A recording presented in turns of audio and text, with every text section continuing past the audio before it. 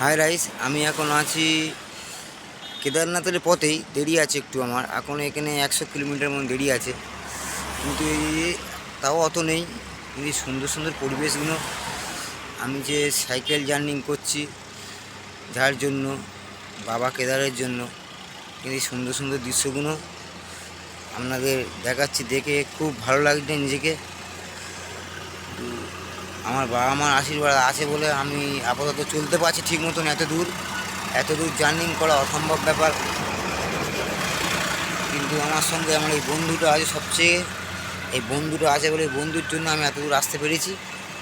এখনও যাব বন্ধুটার সঙ্গে করে নিয়ে। এটা আমার পথ চলার সাথী।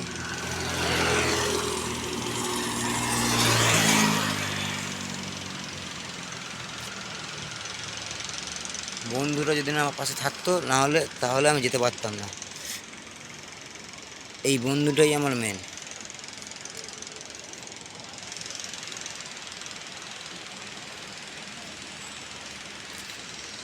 খুব সুন্দর সুন্দর দৃশ্য, না নিজের চোখে দেখলে বিশ্বাস করতাম না।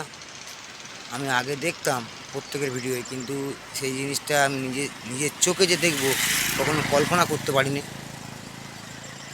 এই দুটো গঙ্গা, একটা গঙ্গা আসছে এপার থেকে, একটা গঙ্গা আসছে এপার থেকে। দুটো গঙ্গা মিলিয়ে চলে যাচ্ছে। ওই উপরে শ্মশান আছে, দাহ করছে গঙ্গার পাড়েই। সুন্দর জিনিস। আবার যখন জোয়ার আসবে কখন পরিষ্কার হয়ে যাবে দেখে মনে হচ্ছে তাই।